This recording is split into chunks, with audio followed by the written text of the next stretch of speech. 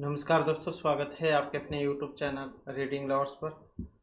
दोस्तों, आज की जो वीडियो इसमें हम करने वाले हैं, आपका हरियाणा में जो टीचर एलिजिबिलिटी जो टेस्ट है टीजीटी पीटी या पीआरटी वाला जो आगे जुलाई में होगा, तो आपके एग्जाम के लिए महत्वपूर्ण क्वेश्चन आज की वीडियो में हम यहाँ पर लेकर आए हैं, जिसमें हमारे सबसे पहले बाल विकास एवं शिक्षा शास्त्र जैसे के महत्वपूर्ण क्वेश्चन आ जाते हैं और उसके बाद में अन्य जो सब्जेक्ट होगा उससे महत्वपूर्ण क्वेश्चन हम करेंगे। और उदाहरण के साथ हम यहाँ पर ये क्वेश्चन जो है करने वाले हैं, सभी के सभी महत्वपूर्ण हैं ताकि आपको क्वेश्चन जो अच्छे तरीके से समझ में आ जाए।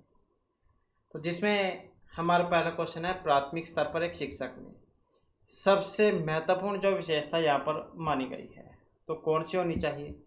शिक्षण पद्धति और विषय के ज्ञान में दक्षता का होना, अतिमानक भाषा में पढ़ाने में दक्षता का होना, पढ़ाने की उत्सुकता का होना या धैर्य और दृढ़ता का होना। तो सबसे पहला जो गुण है वो कौन सा होना चाहिए एक शिक्षक के अंदर? तो इसमें अगर हम देखें तो यहाँ पर धैर्य और दृढ़ता इसको जो है माना गया है। अब जो प्राथमिक स्तर है, प्राथमिक स्तर पर बच्चों में सीखने की गति और जो क्षमताएं है वो भिन्न होती है, क्योंकि एक क्लास से लगा लो कितने बच्चे होते हैं, सभी अलग अलग सोचने विचारने की क्षमता वाले होते हैं। वे अक्सर गलतियां करते हैं और उन्हें बार बार समझाने की आवश्यकता होती है। और एक धैर्यवान शिक्षक बच्चों की गलतियों पर गुस्सा नहीं करता, बल्कि उन्हें सीखने के लिए प्रोत्साहित करता है और उनकी कठिनाइयों को समझता है। तो दृढ़ता का मतलब है शिक्षक अपने लक्ष्य पर अड़िग रहे और बच्चों को सीखने में आने वाली चुनौतियों का सामना करने में मदद करे, और ये बच्चों में विश्वास पैदा करता है और उन्हें सीखने के लिए प्रेरित करता है। तो वरना जो विकल्प है महत्वपूर्ण है, लेकिन धैर्य और दृढ़ता प्राथमिक स्तर पर बच्चों के साथ संबंध बनाने और उनके व्यक्तिगत जरूरतों को पूरा करने के लिए मौलिक है। तो इस कारण से यहाँ पर ऑप्शन डी जो है इसको माना गया है। इसके बाद है, निचली कक्षाओं में शिक्षण को खेल पद्धति मूल रूप से जो है आधारित है। तो निचली कक्षाओं में शिक्षण की खेल पद्धति मूल रूप से आधारित है।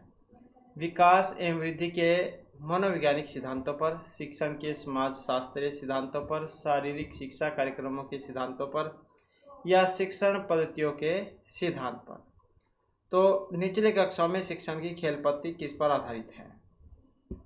तो किस पर होनी चाहिए? तो ये मानी गई है विकास एवं वृद्धि का जो मनोवैज्ञानिक सिद्धांत है इस पर। अब जो खेल पद्धति जो है प्लेवे मेथड, खेल के द्वारा शिक्षा देना, बाल केंद्रीय शिक्षा का एक महत्वपूर्ण हिस्सा है और यह इस विचार पर आधारित है कि बच्चे खेल के माध्यम से सबसे अच्छे तरीके से सीखते हैं, और यह विधि बच्चों के आयु उपयुक्त विकास और वृद्धि के मनोवैज्ञानिक सिद्धांत जैसे कि जिन पियाजे का संज्ञानात्मक विकास का जो चरण है और लाइव वाइगोस्की का जो सामाजिक सांस्कृतिक सिद्धांत इस पर आधारित है। तो ये दोनों सिद्धांत भी आप साथ में याद रखिएगा। इन सिद्धांतों के अनुसार खेल बच्चों के संज्ञानात्मक, सामाजिक, भावनात्मक और शारीरिक विकास में महत्वपूर्ण भूमिका निभाते हैं। उदाहरण के लिए जैसे जो मारिया मोंटेसरी थी, ये पद्धति भी है इनकी, और किंडरगार्टन पद्धतियाँ खेल आधारित सीखने पर जोर देती हैं, जो बच्चों की स्वाभाविक जिज्ञासा और रचनात्मकता को बढ़ावा देती हैं। नेक्स्ट क्वेश्चन है हमारा, शिक्षा के क्षेत्र में पाठ्यचर्या शब्दावली किसकी ओर संकेत करती है? तो शिक्षा के क्षेत्र में पाठ्यचर्या शब्दावली, अब ये मूल्यांकन प्रक्रिया है, कक्षा में प्रयुक्त की जाने वाली जो पाठ्य सामग्री है, शिक्षण पद्धति में पढ़ाई जाने वाली विषय वस्तु है, यह विद्यालय का संपूर्ण कार्यक्रम जिसमें विद्यार्थी प्रतिदिन अनुभव प्राप्त करते हैं, इसको माना गया है। तो कौन से वाली बात ठीक है इसमें? तो शिक्षा क्षेत्र में पाठ्यचर्या शब्दावली किसकी ओर संकेत करेगी? इसी की ओर संकेत करेगी जो ऑप्शन डी में है, विद्यालय का संपूर्ण कार्यक्रम जिसमें विद्यार्थी प्रतिदिन अनुभव प्राप्त करते हैं। अब जो पाठ्यचर्या मतलब करिकुलम केवल किताबों या विषय वस्तु तक ही सीमित नहीं है, यह एक व्यापक अवधारणा है जिसमें विद्यालय में होने वाली सभी गतिविधियाँ, अनुभव और अवसर ये शामिल होते हैं जो बच्चों को सीखने और विकसित होने में मदद करते हैं। इसमें औपचारिक शिक्षण, सह पाठ्यचर्या संबंधी गतिविधियाँ, खेल, कला, संगीत, सामाजिक अंतःक्रिया और विद्यालय के वातावरण से मिलने वाली सभी अनुभव ये शामिल हैं, और यह सुनिश्चित करता है कि बच्चों का समग्र विकास हो और वे केवल अकादमिक ज्ञान प्राप्त ना करें, बल्कि जीवन के लिए आवश्यक जो कौशल और मूल्य हैं वो भी सीखें। अगला क्वेश्चन है, एक शिक्षक को अपने विद्यार्थियों की क्षमताओं को समझने का प्रयास करना चाहिए, तो कौन सा क्षेत्र इस उद्देश्य के साथ संबंधित है? तो इसमें मीडिया मनोविज्ञान, शिक्षा मनोविज्ञान, शिक्षा समाजशास्त्र या सामाजिक दर्शन है। तो एक शिक्षक को अपने विद्यार्थियों की क्षमताओं को समझने का प्रयास करना चाहिए। तो कौन सा क्षेत्र इस उद्देश्य के साथ यहाँ पर संबंधित है? तो कौन से वाला है संबंधित इसके साथ? तो इसके साथ संबंध रखता है शिक्षा मनोविज्ञान। अब जो शिक्षा मनोविज्ञान है, एजुकेशनल फिजियोलॉजी, मनोविज्ञान की वह शाखा जो शैक्षिक वातावरण में सीखने और सिखाने की प्रक्रिया का अध्ययन करती है, और यह शिक्षकों को बच्चों के सीखने के तरीके, उनकी व्यक्तिगत भिन्नताएं, प्रेरणा, विकास और व्यवहार को समझने में मदद करता है। एक शिक्षक को अपने विद्यार्थियों की क्षमता, सीखने की शैली और चुनौतियों को समझने के लिए शिक्षा मनोविज्ञान के सिद्धांत और शोध का उपयोग करना चाहिए। उदाहरण के लिए यदि कोई बच्चा पढ़ने में कठिनाई का सामना कर रहा है तो शिक्षा मनोविज्ञान शिक्षक को डिसलेक्सिया के लक्षणों को पहचानने और उपयुक्त शिक्षण नीतियों को अपनाने में मदद कर सकता है। जो ये विकार जो होते हैं पढ़ने संबंधी, लिखने संबंधी, गणित संबंधी विकार, ये वाले, तो शिक्षा मनोविज्ञान जो इसमें माना गया है। अगला क्वेश्चन आ जाता है, इनमें से कौन सा समझ के लिए शिक्षण को प्रदर्शित नहीं करता है? तो नहीं में यहाँ पर पूछा गया है, तो कौन सा यहाँ पर समझ के लिए शिक्षण को प्रदर्शित नहीं करेगा? विद्यार्थियों को एकांकित तथ्यों और प्रक्रियाओं को याद करने की योग्य बनाना, परिघटना या अवधारणाओं को अपने शब्दों में व्यक्त करने के लिए विद्यार्थियों को कहना, नियम कैसे काम करते हैं इसे स्पष्ट करने तो उदाहरण उपलब्ध करने के लिए विद्यार्थियों को पढ़ाना, समांतर अंतर देखने और सादृश्य स्थापित करने के लिए विद्यार्थियों को सहायता करना। मतलब कौन से वाली बात ठीक है इसमें? तो कौन सी वाली बात ठीक है? ऑप्शन 1 वाली ही, विद्यार्थियों को एकांकित तथ्य और प्रक्रियाओं को याद करने के योग्य बनाना। अब जो समझ के लिए शिक्षण है, टीचिंग ऑफ अंडरस्टैंडिंग, समझ के लिए शिक्षा, इसका मतलब है यहाँ पर विद्यार्थी केवल जानकारी को रटे नहीं बल्कि उसे समझे और उसे वास्तविक जीवन की स्थितियों में लागू करे। तो ये जो विकल्प है जो था केवल रटने पर जोर देता है, जो समझ के विपरीत है। जब हम समझ के लिए शिक्षण की बात करते हैं तो हम चाहते हैं कि विद्यार्थी अपने शब्दों में व्याख्या करे। मतलब ये जो है, यदि कोई विद्यार्थी किसी अवधारणा को अपने शब्दों में साझा समझ सकता है तो इसका मतलब है कि उसने उसे गहराई से समझा है। ऑप्शन सी अगर हम देखें तो नियम और प्रक्रिया को लागू करने के उदाहरणों का उपयोग करना समझ का संकेत है। और इसी प्रकार से यहाँ पर अगर हम इसमें डी में देखें तो विभिन्न अवधारणाओं के बीच समानता और अंतर देखना या सादृश्यता स्थापित करना, तो ये दिखाता है कि विद्यार्थी जानकारी को एकीकृत कर रहा है। तो केवल तथ्यों को याद करना समझ के लिए शिक्षण का एक हिस्सा यहाँ पर नहीं है। नेक्स्ट क्वेश्चन है हमारा, व्यक्तिगत शिक्षार्थी एक दूसरे में भिन्न होते हैं। तो यहाँ पर शायद कुछ रह गया है इसमें। नेक्स्ट क्वेश्चन है, क्योंकि इसमें कुछ रह गया था, क्वेश्चन में कंप्लीट नहीं था, तो नेक्स्ट क्वेश्चन हम देख लेते हैं। तो बच्चे के विकास के सिद्धांतों को समझना शिक्षक की सहायता करता है।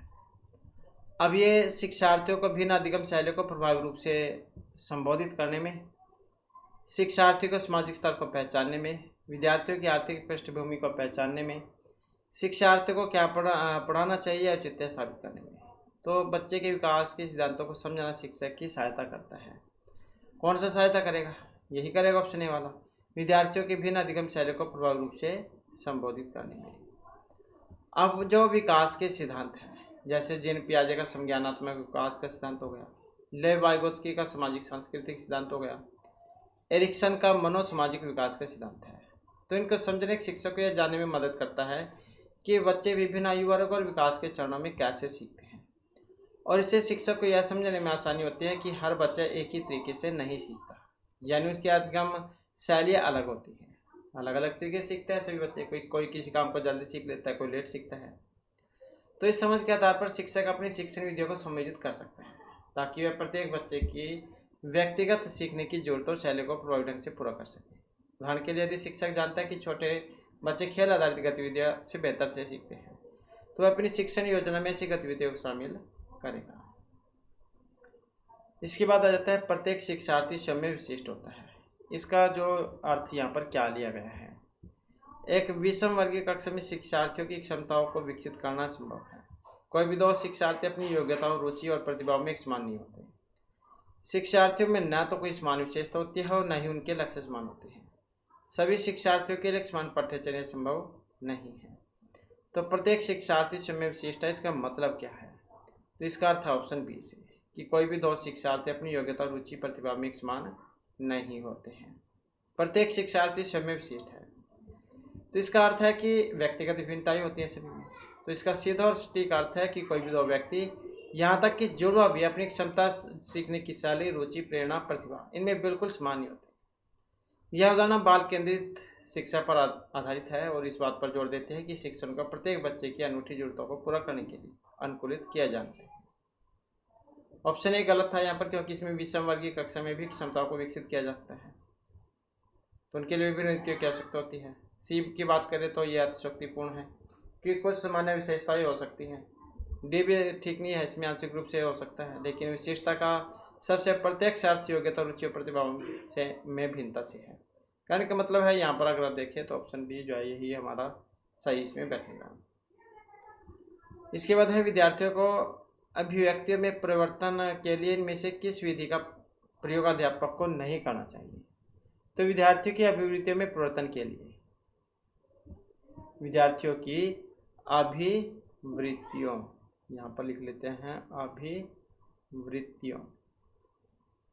अभिवृत्तियों में परिवर्तन के लिए किस विधि का प्रयोग अध्यापक को नहीं करना चाहिए।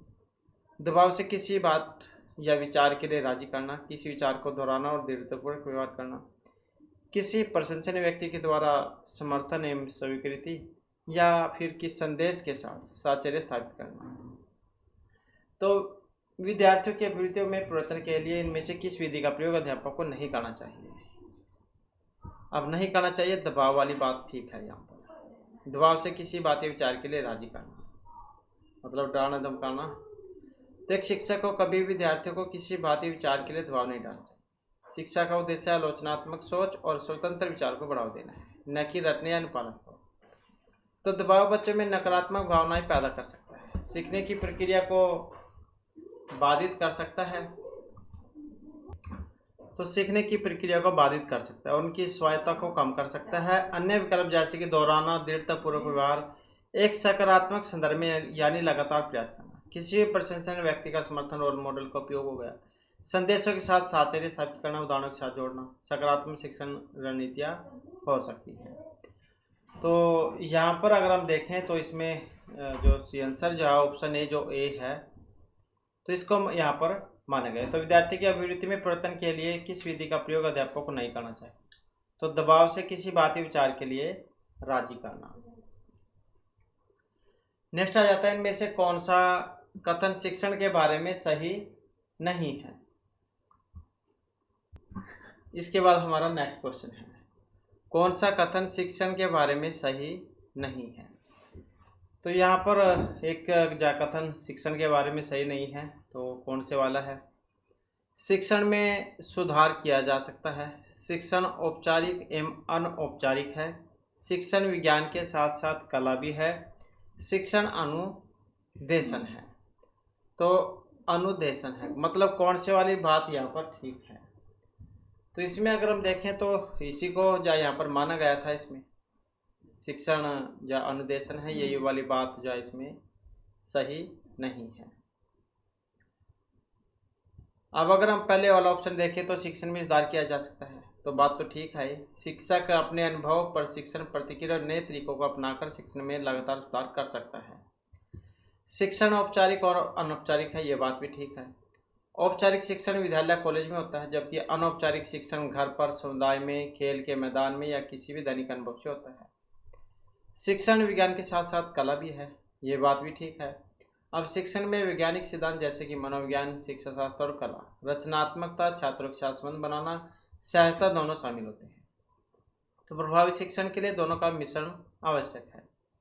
और अगर हम देखें ऑप्शन डी वाला, शिक्षण अनुसंधान है या मतलब अनुदेशन है, तो ये बात ठीक नहीं है। यहाँ पर शिक्षण एक प्रक्रिया है जिसमें ज्ञान प्रदान किया जाता है और सीखने को सुगम बनाया जाता है, जबकि शिक्षण अनुसंधान पर आधारित हो सकता है, जैसे शैक्षिक अनुसंधान से प्राप्त सिद्धांतों का उपयोग करना। और शिक्षक अपनी कक्षा में कार्रवाई अनुसंधान एक्शन रिसर्च कर सकते हैं, और शिक्षण स्वयं सीधे तौर पर अनुसंधान नहीं है। अनुसंधान एक व्यवस्थित जांच प्रक्रिया है जिसका उद्देश्य नए ज्ञान की खोज करना या मौजूदा ज्ञान की पुष्टि करना है। तो शिक्षण का प्राथमिक उद्देश्य है ज्ञान का हस्तांतरण और सीखने का प्रोत्साहन करना।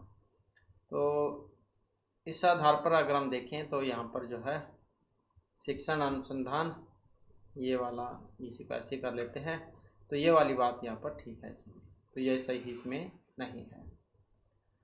नेक्स्ट क्वेश्चन आ जाता है हमारा, विद्यार्थियों को विद्यालय में खेलना क्यों उचित है।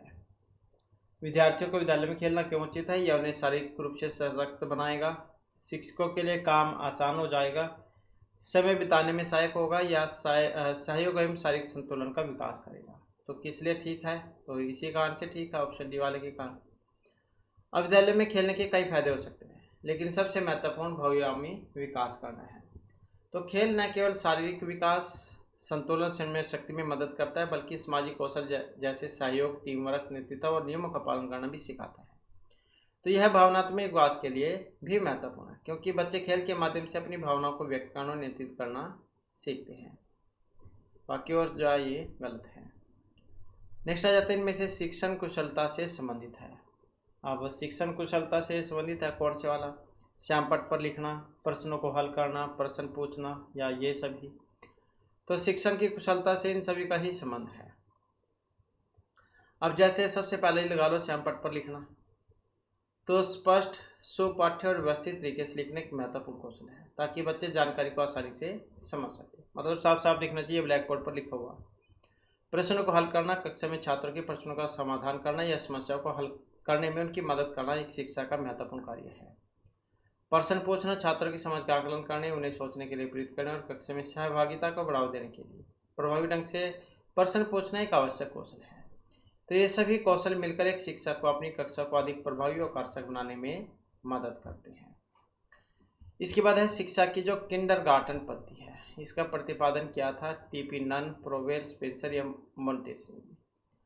तो शिक्षा की जो किंडरगार्टन पद्धति है, इसका प्रतिपादन किया था, तो महत्वपूर्ण तो क्वेश्चन है ही यहाँ पर। ये किंडरगार्टन पद्धति के लिए जान जाते हैं, तो ये फ्रोबेल है, ऑप्शन बी वाले।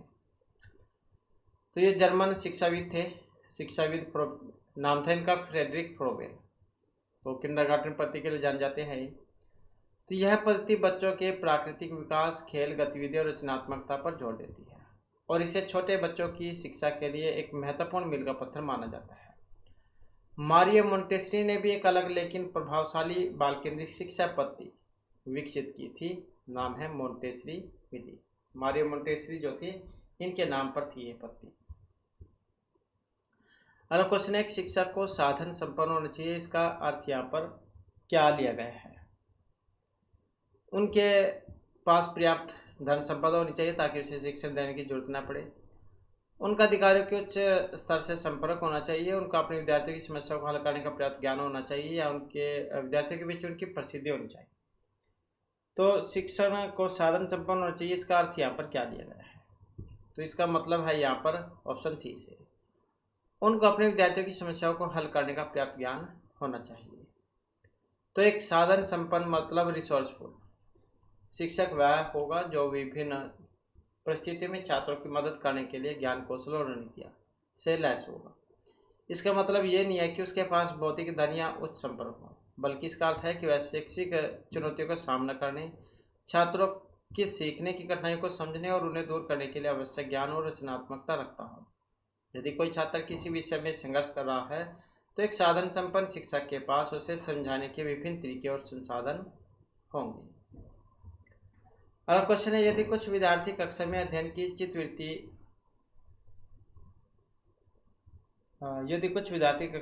चित्तवृत्तियों में नहीं है, तो आप क्या करेंगे? अध्ययन के लिए बाध्य करेंगे, चेतावनी देंगे कि वैसे अध्ययन करें, नहीं तो आप प्रधानाध्यापक को सूचित कर देंगे। उन्हें उनकी रुचि अथवा आप अपने विषय के अनुसार रुचिपूर्ण चीज़ें जब बताएंगे उनकी, या उन्हें उनकी रुचि अथवा आप अपने विषय के अनुसार रुचिपूर्ण चीज़ें उन्हें बताएंगे। यहाँ पर शायद कुछ रह गया इसमें, तो ऑप्शन सी जो है इसको माना गया था। उन्हें उनकी रुचि तथा आप अपने विषय के अनुसार रुचिपूर्ण चीज़ें उन्हें बताएंगे। यदि कुछ विद्यार्थी कक्षा में रुचि नहीं ले रहे, तो उन्हें बाध्य करना या धमकी देना तो ठीक नहीं, बात यहाँ पर नहीं है। एक अच्छे शिक्षक को छात्रों की रुचि जगाने का प्रयास करना चाहिए और ये छात्रों की मौजूदा रुचियों से विषय को जोड़कर विषय वस्तु को अधिक रोचक और प्रासंगिक बनाकर या विभिन्न शिक्षण विधियों का उपयोग करके किया जा सकता है। उदाहरण के लिए, यदि वे खेल में रुचि रखते हैं तो शिक्षक गणित या विज्ञान की अवधारणाओं को खेलों से संबंधित उदाहरणों के माध्यम से समझा सकता है। इसके बाद है शिक्षण का समवादी, यहाँ पर है ये सत्तावादी। शिक्षण का सत्तावादी स्तर है शिक्षक केंद्रित, छात्र केंद्रित, प्रधानाध्यापक केंद्रित या अनुभव केंद्रित। शिक्षण का सत्तावादी स्तर कौन सा है? तो ये माना गया यहाँ पर छात्र केंद्रित सत्तावादी स्तर या आधुनिक शिक्षण में समानता। बाल केंद्रित या शिक्षार्थी केंद्रित भागों को प्राथमिकता दी जाती है। तो इसका मतलब है कि शिक्षण प्रक्रिया छात्र की आवश्यकता, रुचि, क्षमता और सीखने की शैली पर केंद्रित होगी।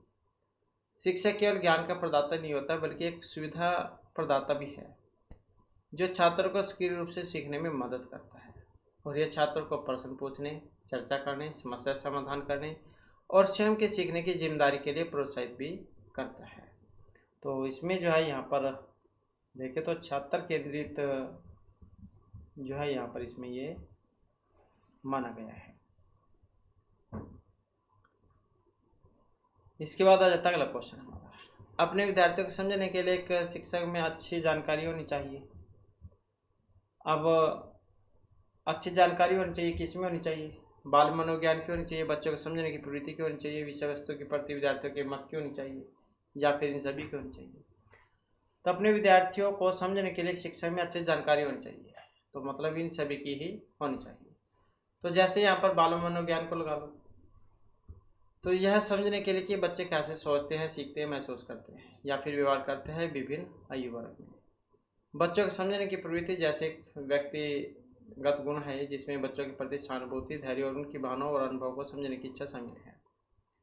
विषय वस्तु के प्रति विद्यार्थियों के मत, ये जानना कि छात्र किसी विषय के बारे में क्या सोचते हैं, उनकी पूर्व धारणाएं क्या हैं, उन्हें विषय कितना रुचिकर या कठिन लगता है, शिक्षण को अनुकूलित करने में मदद करता है। तो इन सभी का संयोजन एक शिक्षक को छात्रों की व्यक्तिगत जरूरतों को पूरा करने और प्रभावी शिक्षण अनुभव प्रदान करने में सक्षम बनाता है। अगला क्वेश्चन है, आप किसी कक्षा में पाठ पढ़ाते हैं और एक विद्यार्थी विषय से असंबंधित एक प्रश्न पूछता है, तो ऐसी स्थिति में आप फिर यहाँ पर क्या करेंगे? उसे असहबद्ध प्रश्न पूछने की अनुमति देंगे, मतलब जो विषय में नहीं है उससे अगर उससे संबंधित कोई पूछता है तो असंबद्ध प्रश्न पूछने की अनुमति देंगे, असंबद्ध प्रश्न पूछने की अनुमति नहीं देंगे, उसे गैर अनुशासित समझकर दंडित करेंगे। कक्षा के बाद प्रश्न का उत्तर देंगे। अगर कोई विषय से अलग कोई क्वेश्चन पूछता है तो ऐसी स्थिति में आप क्या करेंगे? तो कक्षा के बाद जो उस प्रश्न का उत्तर उसको देंगे। अगर हम यहाँ पर ऑप्शन ए को लगाएं, अनुमति देना अगर करते हम यहाँ पर, तो कक्षा के मुख्य उद्देश्य से भटक सकते हैं, क्योंकि अगर विषय कुछ और चल रहा हो और बच्चा पूछ ले किसी और दूसरे विषय पर तो अपनी जो विषय उससे भटक सकते हैं, तो अन्य छात्रों का ध्यान भंग हो जाएगा। इससे बी को लगाए, अगर अनुमति नहीं देना, दंडित करना, बच्चे को उत्साहित कर सकता है और उसके प्रश्न को पूछने की प्रीति को भी दबा सकता है। अगर एक बच्चे ने प्रश्न पूछे और उसको 2-4 लगा दिए तो दोबारा से प्रश्न भी कभी नहीं पूछेगा, तो ये सीखने की प्रक्रिया के लिए हानिकारक माना गया है। तो सही दृष्टिकोण है बच्चे की जिज्ञासा को पहचाना जाए, लेकिन उसे कक्षा के निर्धारित समय में नहीं बल्कि बाद में उसको बताया जाए।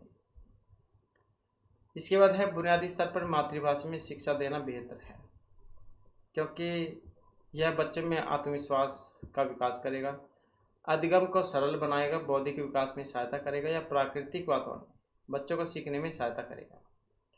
तो कौन सी वाली बात ठीक है? यहाँ पर यही ठीक है, प्राकृतिक वातावरण में बच्चों को सीखने में सहायता करेगा, तो डी वाला ठीक है यहाँ पर।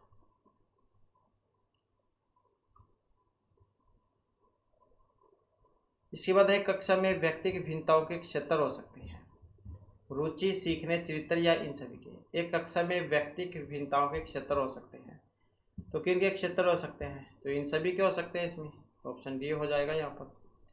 अब जैसे रुचि को ही लगा लो,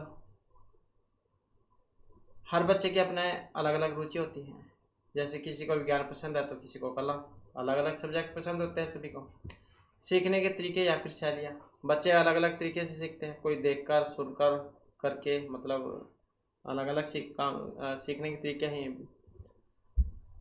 चरित्र व्यक्तित्व, बच्चे के व्यक्तित्व गुण भी अलग अलग होते हैं। कुछ अंतर्मुखी होते हैं, दूसरों के साथ कम घुलते मिलते हैं, अकेले ही रहना ज़्यादा पसंद करते हैं। कुछ बहिर्मुखी होते हैं, जो दूसरों के साथ उठना बैठना ज़्यादा पसंद करते हैं।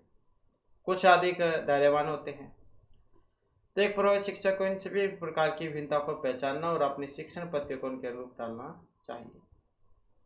अगला क्वेश्चन है, एक शिक्षण अधिगम प्रक्रिया में व्यक्तिगत रूप से ध्यान देना महत्वपूर्ण है, क्योंकि शिक्षक प्रशिक्षण कार्यक्रम ऐसा ही जो उसमें बतलाया गया है, इससे प्रत्येक शिक्षार्थी को अनुशासित करने के लिए शिक्षकों को बेहतर अवसर मिलते हैं। बच्चे का विकास दर भिन्न होती है और वे भिन्न तरीके से सीख सकते हैं। शिक्षार्थी हमेशा समूह में ही बेहतर सीखते हैं। तो शिक्षण अधिगम प्रक्रिया में व्यक्तिगत रूप से ध्यान देना महत्वपूर्ण है। क्यों है? ऑप्शन सी के कारण, क्योंकि बच्चे का जो विकास दर है वो अलग अलग होती है और बच्चे अलग अलग तरीके से सीख सकते हैं।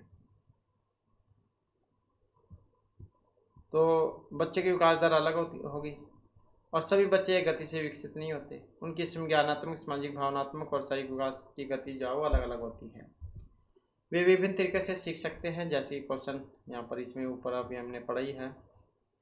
तो हर बच्चे का अपनी विशेष सीखने की शैली होती है और कुछ बच्चे दृश्य सामग्री से बेहतर सीखते हैं, कुछ श्रवण से और कुछ करके। तो एक शिक्षक जो प्रत्येक बच्चे में व्यक्तिगत रूप से ध्यान देता है, वह उनकी व्यक्तिगत जरूरत, कठिनाई और शक्तियों को पहचान सकता है और उसके अनुसार शिक्षण को अनुकूलित कर सकता है। अगला क्वेश्चन है, एक शिक्षिका अपने शिक्षार्थियों की विभिन्न अधिगम शैलियों को संतुष्ट करने के लिए विविधपूर्ण कार्यों का उपयोग करती है, तो वह इनमें से किससे प्रभावित है? जो हावर्ड गार्डनर जो थे, इनके बहुबुद्धि सिद्धांत से, जिन पियाजे के संज्ञानात्मक विकास के सिद्धांत से, यहाँ पर जिन पियाजे कर लेते हैं, जिन पियाजे के संज्ञानात्मक विकास के सिद्धांत से, कोहलबर्ग का नैतिक विकास का सिद्धांत, या फिर लेव वाइगोत्स्की के सामाजिक सांस्कृतिक सिद्धांत से। तो एक शिक्षिका अपने शिक्षार्थियों को विभिन्न अधिगम शैली को संतुष्ट करने के लिए विविधपूर्ण कार्यों का उपयोग करती है। तो इसका मतलब वो गार्डनर के बहुबुद्धि सिद्धांत से प्रभावित है। अब क्या था? यदि एक शिक्षिका अपने छात्रों की विभिन्न अधिगम शैली को पूरा करने के लिए अनेक प्रकार के कार्यों का उपयोग करती है, तो वह हावर्ड गार्डनर के बहुबुद्धि जो सिद्धांत है इससे प्रभावित है। वही क्वेश्चन तो ये बन गया, हावर्ड गार्डनर का सिद्धांत था बहुबुद्धि का सिद्धांत। अब गार्डनर का सिद्धांत बताता है कि बुद्धि केवल एक इकाई नहीं है, बल्कि अनेक प्रकार की बुद्धिमत्ताएं होती हैं, जैसे कि भाषाई, तार्किक, गणितीय, स्थानिक, शारीरिक गति, संवेदी, संगीत, अंतःवैयक्तिक, अंतरा वैयक्तिक, प्रकृतिवादी। तो एक शिक्षिका जो इन विभिन्न बुद्धिमत्ताओं को पहचानती है, वह छात्रों की विविध सीखने की जरूरतों को पूरा करने के लिए विभिन्न प्रकार की शिक्षण रणनीति और गतिविधियाँ, जैसे कि दृश्य, संगीत, शारीरिक गतिविधियाँ, समूह कार्य, इनका वो उपयोग करेगी। तो सही आंसर जाए यहाँ पर गार्डनर का बहुबुद्धि सिद्धांत था। नेक्स्ट है, शिक्षार्थी व्यक्ति भिन्नता प्रदर्शित करते हैं, इसलिए शिक्षक को कठोर अनुशासन सुनिश्चित करना चाहिए।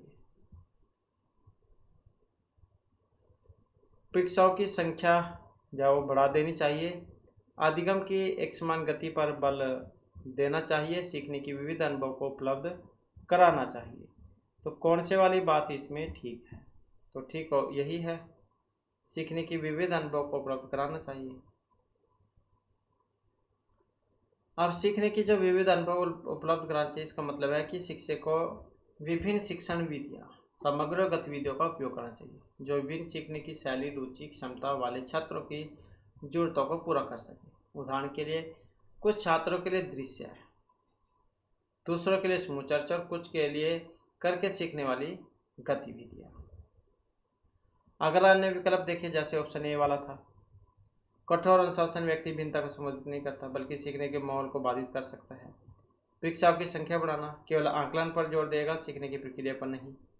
अधिगम की एक समान गति पर बल देना, व्यक्ति विभिन्नताओं को अनदेखा करना, कमजोर छात्र पर अनुचित दबाव डाल सकता है। नेक्स्ट क्वेश्चन है बीजों का अंकुरण संकल्पना के शिक्षण की सबसे प्रभावी पद्धति है। श्यामपट्ट पर चित्र बनाना और वर्णन करना, बीज की वृद्धि के चित्र दिखाना, विस्तृत व्याख्या करना, विद्यार्थियों द्वारा पौधे के बीज बोना और उनके अंकुरण के चरणों का अवलोकन करना। महत्वपूर्ण क्वेश्चन है यहाँ पर।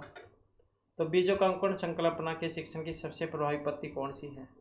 तो यही है, विद्यार्थी द्वारा पौधे के बीज बोना और उसके अंकुरण के जो चर है उनका अवलोकन करना कि कौन से स्तर पर कितना वो उत्पन्न हो रहा है, कैसे उत्पन्न हो रहा है।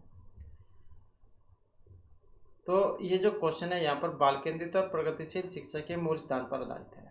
करके सीखना, लर्निंग बाय डूइंग सबसे प्रभावी होता है। श्यामपट्ट पर चित्र बनाना, चित्र दिखाना, केवल व्याख्या करना निष्क्रिय शिक्षण विधि है, जबकि बीज बोना और अंकुरण का सीधे अवलोकन करना एक सक्रिय अनुभवात्मक अधिगम है, जो छात्रों को अवधारणा को गहराई से समझने, उसमें रुचि लेने और उसे लंबे समय तक याद रखने में मदद भी करेगा और यह वैज्ञानिक जांच कौशल को भी बढ़ावा देगा। तो इसका आंसर ऑप्शन डी जो इसको यहाँ पर माना गया है, विद्यार्थी द्वारा पौधे के बीज बोना और उसके अंकुरण के चरणों का अवलोकन करना कि कैसे कैसे वो वृद्धि कर रहा है। इसके बाद आ जाते हैं इनमें से कौन सा प्रगतिशील शिक्षा की एक विशेषता है?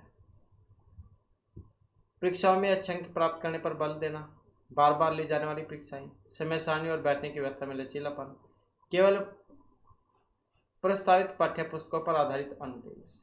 तो कौन से वाली प्रगतिशील शिक्षा की विशेषता है? तो ये वाली है, समय सारणी और बैठने की व्यवस्था में लचीलापन।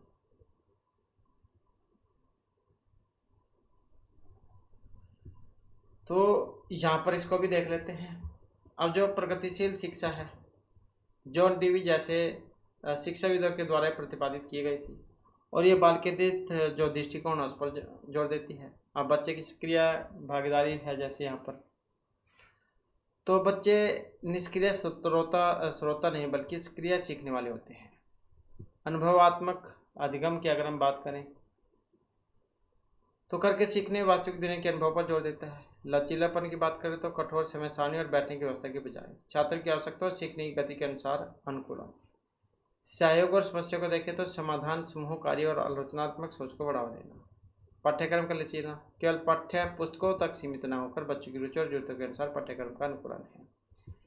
तो इस प्रकार से देखें तो ऑप्शन 1 और बी जो था पारंपरिक परीक्षा केंद्रित शिक्षा की विशेषताएं हैं, और डी वाला अगर देखें तो केवल प्रस्तावित पाठ्य पुस्तकों पर आधारित अनुदेश प्रगतिशील शिक्षा के सिद्धांतों के विपरीत है, क्योंकि प्रगतिशील शिक्षा केवल पाठ्य पुस्तकों पर निर्भर नहीं करती बल्कि बच्चों के अनुभव और विभिन्न संसाधनों का उपयोग करती है। तो इसलिए सी जो है ये हमारा यहाँ पर सी आंसर इसमें रहेगा। नेक्स्ट क्वेश्चन आ जाता है, शिक्षण से अधिगम पर बल देने वाला जो परिवर्तन हो सकता है। रटने को प्रोत्साहित करके, अगर शिक्षण की तकनीक अपनाकर, परीक्षा परिणाम पर केंद्रित होकर या बाल केंद्रित शिक्षा पद्धति को अपनाकर, तो शिक्षण से अधिगम पर बल देने वाला परिवर्तन हो सकता है। कौन सा? यही होगा ऑप्शन डी वाला, बाल केंद्रित शिक्षा पद्धति को अपनाकर। अब शिक्षण से अधिगम पर बल देने का मतलब है शिक्षक का मुख्य ध्यान सिर्फ जानकारी देने पर नहीं बल्कि सुनिश्चित करने पर भी है कि बच्चे वास्तव में सीखे और समझे भी। अब जैसे यहाँ पर रटने वाला आया था ऑप्शन ए वाला, वास्तविक अधिगम नहीं है बल्कि केवल जानकारी को याद रखना है अगर शिक्षण की बात करें तो, लेकिन ये भी स्पष्ट है। लेकिन अगर इसका मतलब सिर्फ उन्नत शिक्षण है तो भी अगर बाल केंद्रित नहीं है तो भी प्रभावी नहीं है। परीक्षा परिणाम पर केंद्रित होना, यह भी रटने और केवल परीक्षा पास करने पर ही जोर देगा, वास्तविक अधिगम पर नहीं, मतलब सीखने पर नहीं देगा जोर। तो इस कारण से जो ऑप्शन डी बाल केंद्रित शिक्षा पद्धति को अपनाकर इसको ठीक यहाँ पर माना गया है। अब बाल केंद्रित जो शिक्षा पद्धति है बच्चे को सक्रिय शिक्षार्थी बनाती है, उनकी रुचि और जरूरतों को ध्यान में रखती है और उन्हें समस्या समाधान, आलोचनात्मक सोच और रचनात्मकता विकसित करने में मदद करती है, और यह सीखने की प्रक्रिया को अधिक सार्थक और प्रभावी भी बनाती है, जिससे वास्तविक अधिगम पर बल मिलता है। इसके बाद एक बाल केंद्रित कक्षा में बच्चे सामान्यतः सीखते हैं व्यक्तिक और सामूहिक दोनों रूप में, मुख्य रूप से शिक्षक से, व्यक्तिक से या फिर समूह में। तो एक बाल केंद्रीय कक्षा में बच्चे किससे सीखते हैं? अब इसमें अगर हम देखते हैं तो व्यक्तिक और सामूहिक दोनों ही रूप में सीखते हैं।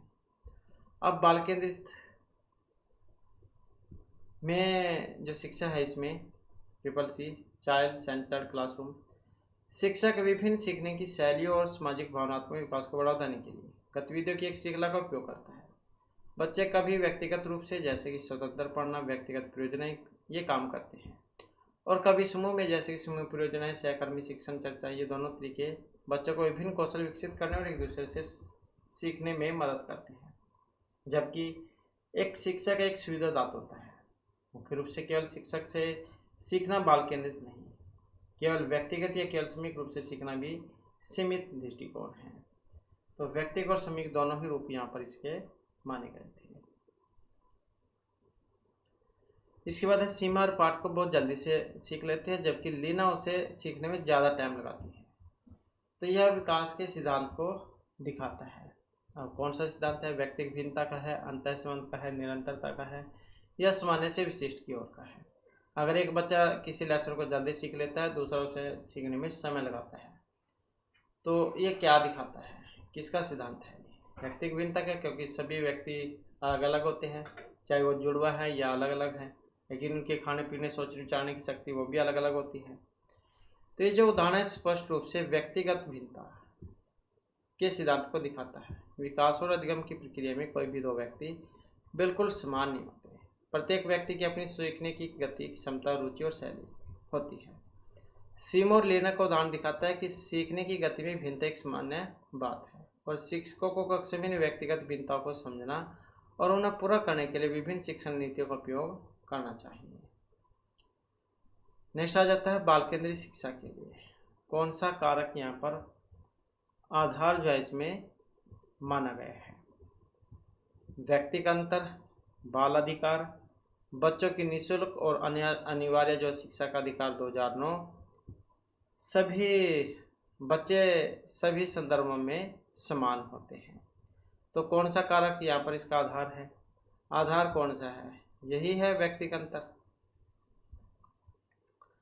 अब बाल केंद्रीय शिक्षा का मूल आधार है व्यक्तिगत अंतर। यह विश्वास पर आधारित है और प्रत्येक बच्चा अद्वितीय है और उसकी अपनी विशेषताएं, विशेष आवश्यकताएं, रुचि, क्षमता और सीखने की शैली है। क्योंकि बच्चे समान नहीं होते, जैसे कि ऑप्शन डी में गलत कहता है, तो इसलिए शिक्षण को उनकी व्यक्तिगत जरूरतों के अनुरूप होना चाहिए। बाल अधिकार और RTI अधिनियम जो है राइट टू एजुकेशन 2009 बाल केंद्रीय शिक्षा को बढ़ावा देने वाले महत्वपूर्ण कानून और दर्शन है। लेकिन व्यक्तिगत अंतर यह मूलभूत अवधारणा है जिसके कारण बाल केंद्रीय शिक्षा की आवश्यकता महसूस है। यदि सभी बच्चे समान होते तो एक ही शिक्षण पद्धति भी सभी के लिए काम करती और बाल केंद्रीय शिक्षा की आवश्यकता भी नहीं होती। तो व्यक्तिगत अंतर होता है क्योंकि सभी बच्चे की सोचने विचारने की जो शक्ति है पावर वो अलग अलग होती है।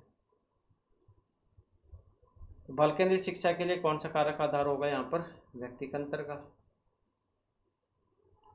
इसके बाद एक क्वेश्चन हमारा, ऐसा सशक्त विद्यालय अपने शिक्षकों में निम्नलिखित योग्यताओं में से किसे सबसे अधिक बढ़ावा देगा? तो किसे देगा यहाँ पर सबसे अधिक बढ़ावा? परीक्षण करने की प्रवृत्ति, स्मृति, अनुशासित स्वभाव या प्रतिस्पर्धात्मक अभिवृत्ति। तो ऐसे सशक्त विद्यालय अपने शिक्षकों में इनमें से योग्यताओं में से किसे सबसे अधिक बढ़ावा देगा? किसे देगा? अनुशासित स्वभाव को। अब जो एक सशक्त विद्यालय है ऐसे शिक्षकों को प्राथमिकता देता है जो अनुशासित हो। इसका मतलब है कि वे अपने समय का प्रभावी ढंग से प्रबंधन करते हैं, कक्षाओं को व्यवस्थित रखते हैं और पेशेवर व्यवहार प्रदर्शित करते हैं। उदाहरण के लिए एक अनुशासित शिक्षक समय पर कक्षा में आता है, निर्धारित नियमों का पालन करता है जिससे शिक्षण अधिगम प्रक्रिया सुचारू रूप से चलती है। और अन्य विकल्प जैसे कि प्रतिस्पर्धात्मक अभिवृत्ति, प्रतिस्पर्धात्मक रवैया आमतौर पर टीम वर्क को बढ़ावा नहीं देगा और केवल स्मृति या परीक्षण करने की प्रवृत्ति सबसे महत्वपूर्ण योग्यता नहीं है। नेक्स्ट आ जाता है प्राथमिक कक्षा में सकारात्मक वातावरण निर्मित करने के लिए एक शिक्षक को सकारात्मक अंत वाली कहानियाँ सुनानी चाहिए। सुबह प्रत्येक बच्चे का अभिवादन करना चाहिए, विभेद नहीं करना चाहिए और प्रत्येक बच्चे के लिए समान लक्ष्य सुनिश्चित करने चाहिए। सामूहिक गतिविधियों के दौरान सहभागिता के आधार पर उन्हें समूह बनाने की अनुमति दी जानी चाहिए। तो कौन सी वाली बात ठीक है इसमें? प्राथमिक कक्षा में सकारात्मक वातावरण निर्मित करने के लिए। तो ऑप्शन बी वाली, सुबह प्रत्येक बच्चे का अभिवादन करना चाहिए। अब प्राथमिक कक्षा की बात है यहाँ पर, तो सकारात्मक वातावरण बनाने के लिए शिक्षा का पहला और सबसे प्रभावी कदम है प्रत्येक बच्चे का अभिवादन करना। यह बच्चों को महत्व और सम्मान का अनुभव कराता है, जिससे वे सुरक्षित और स्वागत महसूस करते हैं। उदाहरण के लिए, सुबह कक्षा में आने पर शिक्षक द्वारा हर बच्चे को नमस्ते सुप्रभात कहना, उन्हें व्यक्तिगत रूप से जानना और उनका नाम लेकर पुकारना एक सकारात्मक और जुड़ाव वाला माहौल बनाता है, और यह छोटे बच्चे के लिए विश्वास और आत्मसम्मान की नींव भी रखता है।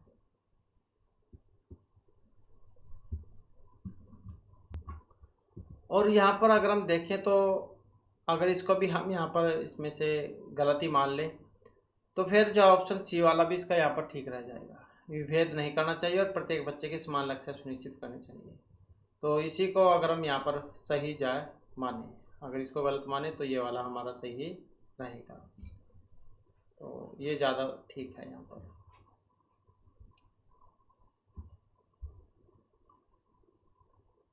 इसके बाद है विद्यार्थियों के पोर्टफोलियो के लिए सामग्री का चयन करते समय जरूरी होना चाहिए अभिभावकों का समावेशन, बहिष्करण समावेशन, विद्यार्थियों का समावेशन। कौन सा वाला होना चाहिए यहाँ पर? तो विद्यार्थी के पोर्टफोलियो के लिए सामग्री का चयन करते समय किसका जरूरी होना चाहिए? तो विद्यार्थियों के समावेशन, यही ऑप्शन डी वाला। अब पोर्टफोलियो जो है छात्रों के सीखने की प्रगति का मूल्यांकन करने का एक महत्वपूर्ण उपकरण है। बाल केंद्रित शिक्षा में छात्रों को अपनी सीखने की प्रक्रिया में सक्रिय भागीदारी बनाना महत्वपूर्ण है। जब पोर्टफोलियो की सामग्री का चयन किया जाता है तो छात्रों को स्वयं शामिल करना सबसे महत्वपूर्ण है और उन्हें अपने सर्वोत्तम कृतियाँ, अपने प्रगति को दिखाने वाले कार्य और अपने सीखने के बारे में उनके विचारों को शामिल करने की अनुमति देनी चाहिए। और यह उन्हें सीखने की जिम्मेदारी लेने, आत्मचिंतन करने और अपनी उपलब्धियों पर गर्व करने में मदद भी करता है। अभिभावकों और अन्य शिक्षकों का समावेशन भी सहायक हो सकता है, लेकिन विद्यार्थियों का समावेशन प्राथमिक है। तो ये देखें तो यहाँ पर ये वाला भी जो हमारा सी आंसर हो जाएगा, अर्थात विद्यार्थियों का जो समावेशन जो है यहाँ पर इसमें ये माना गया है। नेक्स्ट आ जाता है क्वेश्चन हमारा,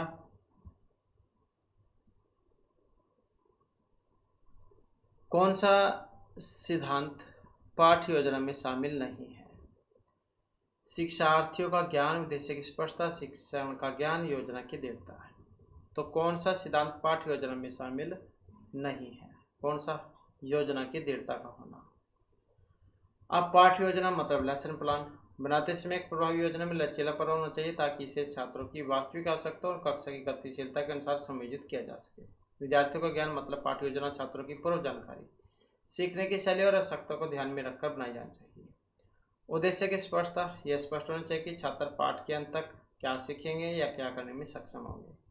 शिक्षण का ज्ञान, शिक्षक को विषय वस्तु और उसे पढ़ाने के प्रभावी तरीकों का ज्ञान होना चाहिए। योजना की दृढ़ता, यह पाठ्य योजना का सिद्धांत नहीं है। एक अच्छी पाठ्य योजना कठोर नहीं होती बल्कि लचीली होती है ताकि यह प्रत्याशित कक्षा स्थितियाँ या छात्रों की तत्काल जरूरतों को पूरा किया जा सके। तो शिक्षक को आवश्यकता के अनुसार योजना में बदलाव करने के लिए तैयार रहना चाहिए। तो योजना की दृढ़ता जो है यहाँ पर इसमें ये शामिल नहीं है। तो कौन सा सिद्धांत पाठ्य योजना में शामिल नहीं है? योजना की दृढ़ता का होना। शिक्षार्थी का ज्ञान, उद्देश्य की स्पष्टता, शिक्षण का ज्ञान होना जरूरी है, बस इसको छोड़कर। नेक्स्ट क्वेश्चन आ जाता है जॉन डीवी के द्वारा समर्थित लैब विद्यालय ये उदाहरण है। सामान्य विद्यालय, फैक्ट्री, प्रगतिशील या पब्लिक विद्यालय के। तो लैब विद्यालय का मतलब है यहाँ पर प्रगतिशील विद्यालय से, तो इसी से है।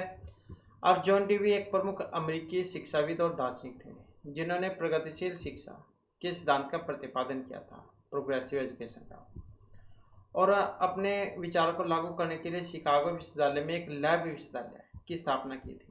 हो सकता है यही आप पूछ ले जाए एग्जाम में, कहाँ पर है? शिकागो में है ये, शिकागो विश्वविद्यालय में। लाभ विद्यालय वहाँ पर की गई थी इसकी स्थापना। तो यह विद्यालय एक प्रायोगिक सेटिंग भी था जहाँ बच्चे करके सीखते थे और शिक्षक उनके सीखने की प्रक्रिया का अवलोकन और अध्ययन करता था। यह प्रगतिशील विद्यालय की अवधारणा का एक महत्वपूर्ण उदाहरण है जहाँ शिक्षा बच्चों के अनुभव, रुचियों और सामाजिक सहभागिता पर आधारित होते हैं, न कि केवल रटने या निष्क्रिय श्रवण पर। इसके बाद आ जाता है बाल केंद्रित शिक्षा का समर्थन किस विचारक द्वारा किया गया था? Charles Darwin, BF. Skinner, John Dewey, Erik Erikson या जॉन मतलब सही आंसर रहेगा जॉन डेवी। तो यही आंसर था इसमें। तो बाल केंद्रित शिक्षा का समर्थन किस विचारक द्वारा किया गया था? जॉन डेवी के द्वारा। अब बाल केंद्रित शिक्षा के प्रमुख समर्थकों और प्रतिपादकों में है जॉन डेवी। इनका नाम सबसे ऊपर है इसमें। उन्होंने शिक्षा को एक ऐसी प्रक्रिया के रूप में देखा था जो बच्चे की रुचि और अनुभव पर आधारित होनी चाहिए और जिसमें बच्चे सीखने की प्रक्रिया में सक्रिय भागीदार हो। जबकि अन्य विकल्प जैसे चार्ल्स डार्विन विकासवादी जीव विज्ञान के लिए जाने जाते हैं, बी.एफ. स्किनर व्यवहारवाद के लिए, एरिक एरिक्सन मनोसामाजिक विकास के लिए, तो शिक्षा मनोविज्ञान के क्षेत्र में महत्वपूर्ण है। तो बाल केंद्रित शिक्षा के दर्शन के लिए जॉन डेवी का नाम सबसे अधिक जुड़ा हुआ है। तो ये तो हमारे जो आपके बाल विकास एवं शिक्षा शास्त्र जैसे के महत्वपूर्ण क्वेश्चन थे। और इसके बाद में फिर हमारे जो आपके हिंदी ग्रामर वाले जो महत्वपूर्ण क्वेश्चन ये आ जाते हैं। तो इसके बाद फिर ये हमारे आ चुके हैं हिंदी ग्रामर वाले क्वेश्चन, और जिसमें पहला क्वेश्चन रहेगा सर्वनाम से। इनमें जो सर्वनाम है वो आपने बताना है। उन्होंने राम का परीक्षा या फिर बड़ा। अब यहाँ पर जो इसमें सी आंसर है ऑप्शन ए वाला है। तो कौन सा है? उन्होंने। सर्वनाम क्या होते हैं? जो संज्ञा के स्थान पर प्रयुक्त किए जाते हैं, तो वही होते हैं। तो सर्वनाम वे शब्द जो संज्ञा के स्थान पर प्रयोग किए जाएंगे। जैसे कि यहाँ पर उन्होंने आया था, एक सर्वनाम है जो किसी व्यक्ति मतलब संज्ञा के स्थान पर प्रयोग हुआ है। जैसे राम ने की जगह उन्होंने का हम प्रयोग कर दिया, और यह अन्य पुरुषवाचक सर्वनाम का ही एक रूप है। राम का में राम संज्ञा है और का ये चिन्ह है। परीक्षा संज्ञा हो जाएगा, बड़ा एक विशेषण है, जैसे बड़ा कर। तो जैसे कि सर्वनाम हो गया, वह पढ़ रहा है। यहाँ पर हम नाम भी ले सकते थे किसी का, तो नाम न लेकर हमने यह वह इस प्रकार से ले लिया उनकी जगह। तुम कहाँ जा रहे हो? अब संज्ञा लगा लो, जैसे गीता है, अच्छी लड़की है, विशेषण हो गया सुंदर फूल है। तो इस प्रकार से उदाहरण हो गए। नेक्स्ट आ जाता है कोई आया था, में सर्वनाम भेद का प्रयोग हुआ है। प्रश्नवाचक पुरुष, निजी या अनिश्चय का। तो कोई आया था, अब ये नहीं पता है कि आया कौन था, तो इस मतलब हमने पूरा पक्का नहीं पता है कि कौन आया था, तो क्या हो जाएगा ये अनिश्चयवाचक सर्वनाम। अब अनिश्चयवाचक सर्वनाम क्या है? तो जिन सर्वनाम शब्दों से किसी निश्चित व्यक्ति या वस्तु का बोध न हो उन्हें हम अनिश्चयवाचक सर्वनाम कहेंगे। जैसे कोई, कुछ, किसी आदि। कोई आया था वाक्य में कोई से यह ज्ञात नहीं हो रहा है कि कौन आया था, इसलिए एक अनिश्चितता प्रकट कर रहा है। जैसे दाल में कुछ गिरा है, अब क्या गिरा है ये नहीं हमें पता है, तो ये हो गया अनिश्चय। पुरुषवाचक हो गया कौन आया है, तुम क्या कर रहे हो। और पुरुषवाचक क्वेश्चन मार्क कौन आया है या तुम क्या कर रहे हो, ऐसे क्वेश्चन पूछा जाता है। प्रश्नवाचक हो गए पुरुषवाचक मैं कल आऊँगा, और निजवाचक हो गए उसने अपना काम स्वयं किया। नेक्स्ट है निम्नलिखित प्रश्न में 4 विकल्पों में से उस विकल्प का चयन करें जो दिए गए वाक्य का सही विकल्प हो। सर्वनाम का शाब्दिक अर्थ क्या है? सबका नाम, दूसरों का नाम, अपना नाम या संबंध का नाम। तो सर्वनाम का शाब्दिक अर्थ क्या होता है? तो इसका अर्थ लिया गया है सबके नाम से, जो यहाँ पर ऑप्शन ए में आया है। सर्वनाम, सर्व प्लस में नाम, जब हम संधि करेंगे तो सर्व प्लस में नाम यही बनेगा, सबका नाम या सभी का नाम। तो इस प्रकार सर्वनाम का शाब्दिक अर्थ होता है सबका नाम या सबके नाम के बदले आने वाला। तो यह किसी एक व्यक्ति वस्तु का नाम न होकर सभी नाम संज्ञाओं के स्थान पर प्रयोग होने वाला शब्द है। इसके बाद इनमें से किस वाक्य में सर्वनाम का प्रयोग हुआ है? तो कौन से में हुआ है सर्वनाम का प्रयोग? आज बरसात होगी, मैं कल दिल्ली जा रहा हूँ, घर का काम कर लो, सीमा और रीमा बहनें हैं। तो सर्वनाम का प्रयोग हुआ था, कौन से में प्रयोग हुआ था? यहाँ पर इसमें ही हुआ था, मैं कल दिल्ली जा रहा हूँ। तो यहाँ पर क्या है? अब इसमें नाम न लेकर कह दिया कि मैं वह, यह, वह, तो ऐसे कह दिया यहाँ पर। अब सर्वनाम क्या है? वे जो संज्ञा के स्थान पर प्रयोग में आते हैं। आज बरसात होगी, कोई सर्वनाम नहीं है क्योंकि आज अव्यय है और बरसात संज्ञा हो गई। मैं कल दिल्ली जा रही हूँ या दिल्ली जा रहा हूँ, तो इसमें मैं क्या है, पुरुषवाचक सर्वनाम हो जाएगा। घर का काम कर लो, तो यहाँ पर कोई सर्वनाम नहीं है, घर और काम ये संज्ञाएं हैं। सीमा और रीमा बहने हैं, तो ये दोनों ही संज्ञाएं हैं। तो इस प्रकार से जो है यहाँ पर ये सर्वनाम का उदाहरण था। नेक्स्ट क्वेश्चन आ जाता है, पुरुषवाचक सर्वनाम के कितने भेद होते हैं। अब कितने भेद होते हैं पुरुषवाचक के? 3, 2, 4 या 7। अब इसके भेद हमने पहले भी किए थे, तो ऑप्शन ए वाला हो जाएगा। तो कितने होते हैं इसके? 3 भेद इसके होते हैं। तो पुरुषवाचक सर्वनाम के कितने हैं? 3 भेद। और जैसे कि उत्तम पुरुष, मध्यम पुरुष और अन्य पुरुष। उत्तम पुरुष बोलने वाला, ये भी आ जाता है कई बार बोलने वाला। कौन सा पुरुष है? उत्तम पुरुष। मैं, हम, मुझे, हमें, मेरा, हमारा। तो ये आपको देखने को मिलेंगे शब्द। मध्यम की बात करें तो जिससे बात की जाए, तो, तुम, आप, तुझे, तुम्हें, तुम्हारा, आपका, ये वाले शब्द आपको देखने को मिलेंगे। और जो अन्य पुरुष है जिसके बारे में बात की जाए, यह, वह, वे, ये, वह, वे, यह, ये, उसे, उन्हें, उसका, उनका, तो ये हो जाएंगे आपके अन्य पुरुष। तो इस प्रकार से जहाँ पुरुषवाचक सर्वनाम के 3 हैं, उत्तम, मध्यम और अन्य पुरुष, ये 3 भेद हैं। उत्तम पुरुष बोलने वाला, मध्यम जिससे बात की जाए, और अन्य जिसके बारे में बात की जाए।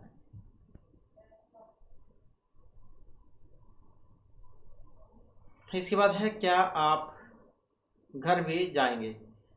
वाक्य में रेखांकित पद है। क्या आप घर भी जाएंगे, संज्ञा, विशेषण, सर्वनाम या क्रिया। तो क्या है? क्या आप, अब क्या है, एक सर्वनाम का उदाहरण है। सर्वनाम वही होते हैं जैसे कि ऊपर क्वेश्चन में पढ़ा ही है, वे सब जो संज्ञा मतलब किसी व्यक्ति, वस्तु, स्थान, भाव के नाम के स्थान पर प्रयोग किए जाते हैं। आप किसी व्यक्ति, जैसे कि राम, सीता, राहुल आदि के नाम के स्थान पर प्रयोग हुआ है, इसलिए आप एक सर्वनाम हो गया। और विशेष रूप से पुरुषवाचक सर्वनाम का मध्यम पुरुष का भेद है। जैसे मैं पढ़ता हूँ, तुम कहाँ जा रहे हो, सर्वनाम के भेद हो गए। संज्ञा, राम खेल रहा है। विशेषण, सुंदर फूल है। क्रिया, दौड़ना। हंसना, खेलना, उठना, बैठना, सोना, ये सारी क्रियाएं हैं, मतलब काम। जैसे आपका काम वीडियो देखने का भी, यहाँ पर वीडियो आप देख रहे हैं, तो ये भी एक क्रिया ही है। इसके बाद दिए गए वाक्यों में किस प्रकार का पुरुष है, ज्ञात कीजिए। आपका बड़ा बेटा तो बहुत ही सुस्त है। प्रथम, मध्यम, अन्य या उत्तम पुरुष। तो कौन सा प्रकार है ये? आपका बेटा तो बहुत ही सुस्त है, तो किसका उदाहरण है ये? तो ये माना गया है यहाँ पर मध्यम पुरुष का। अब पुरुषवाचक सर्वनाम के 3 भेद हैं, जैसे कि हमने पढ़ा था, उत्तम, मध्यम और अन्य। उत्तम मैं, हम, मध्यम तो तुम, आप, और अन्य वह वे। अब जैसे ये पहचान कैसे करोगे? 1, 2, उत्तम पुरुष, ये मध्यम, और ये अन्य पुरुष। अन्य पुरुष ऐसे हो जाएगा। अब ये उत्तम पुरुष बात कर रहा है मध्यम वाले से, किसके बारे में? अन्य के बारे में। तो आपका बेटा, आपका बड़ा बेटा तो बहुत ही सुस्त है, में आपका शब्द जिससे बात की जा रही है उसके लिए प्रयोग किया गया है। तो ये जो है इससे बात कर रहा है इसके बारे में, कि आपका बेटा बहुत ही सुस्त है।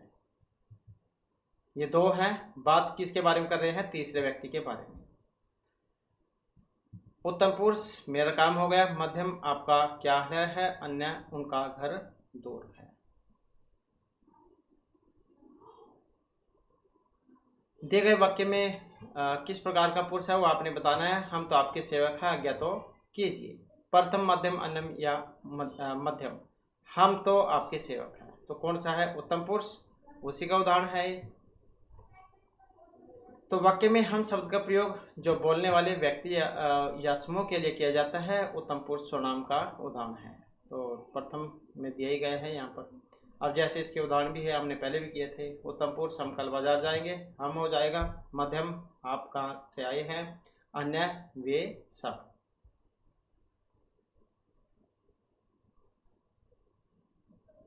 इसके बाद दिए गए वाक्य में सर्वनाम बताइए। वह अपने पिताजी के साथ स्कूल जाती है। अपने, वह, स्कूल के साथ। तो कौन सा होगा सर्वनाम? वही होगा, क्योंकि नाम तो लिया नहीं है, नाम की जगह पर वह का प्रयोग कर लिया यहाँ पर। तो अपने एक निजवाचक सर्वनाम विशेषण के रूप में प्रयुक्त हो सकता है, लेकिन इस वाक्य में मुख्य सर्वनाम वह है जो किसी व्यक्ति या संज्ञा के स्थान पर आया है। वह किसी व्यक्ति लड़की के नाम के स्थान पर प्रयोग हुआ है, इसलिए पुरुषवाचक सर्वनाम अन्य पुरुष है। स्कूल एक संज्ञा है और के साथ एक संबंध बोधक अव्यय है। जैसे सर्वनाम वह खाना खाता है, संज्ञा राम खाना खाता है। इसके बाद नेक्स्ट क्वेश्चन दिए गए वाक्य में किस प्रकार का पुरुष आया है वही बताना है। आपके आने से मुझे बहुत खुशी हुई।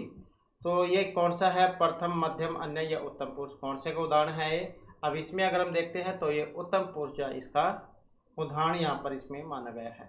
वाक्य में मुझे शब्द का प्रयोग हुआ है जो बोलने वाले व्यक्ति के लिए प्रयोग में आया है।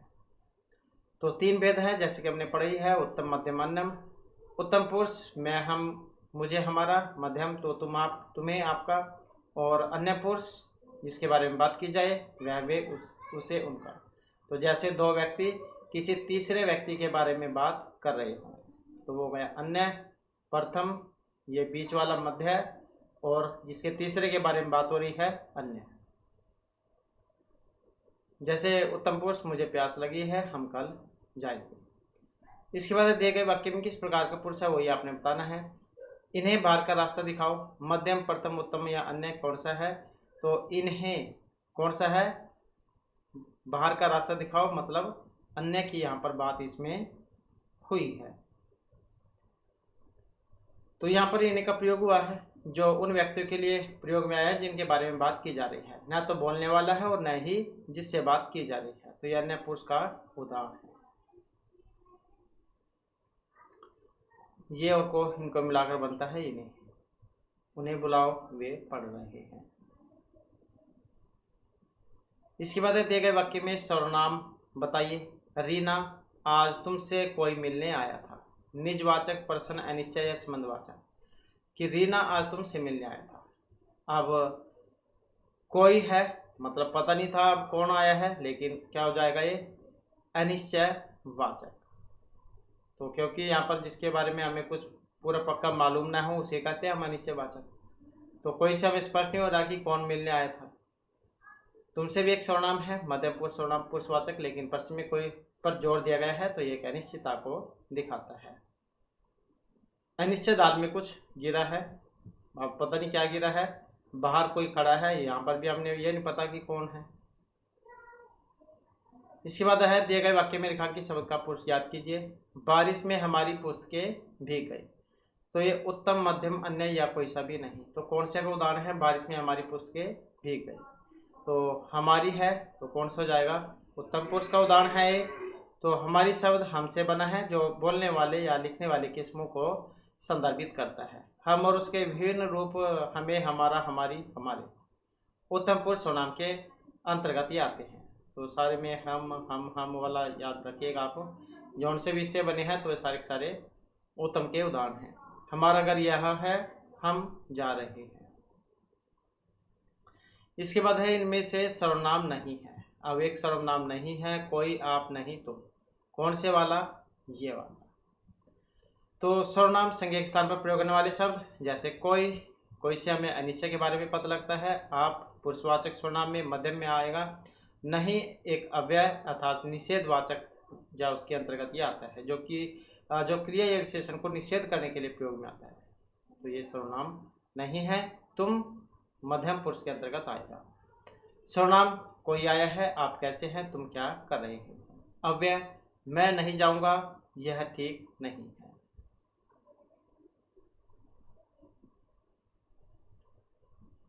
कौन आया है? अब ये सर्वनाम में प्रश्नवाचक है, पुल्लिंग है, एकवचन है। सर्वनाम में पुरुषवाचक, पुल्लिंग, एकवचन है। मतलब ये वाक्य कौन से वाला है? तो किसका उदाहरण है? ऑप्शन ए हो जाएगा। यहाँ पर सर्वनाम में है, प्रश्नवाचक भी है, क्वेश्चन किया गया है, और पुल्लिंग है और साथ में एक वचन भी है। तो कौन शब्द प्रश्न पूछने के लिए प्रयोग में आया है? तो क्वेश्चन मार्क हो गया।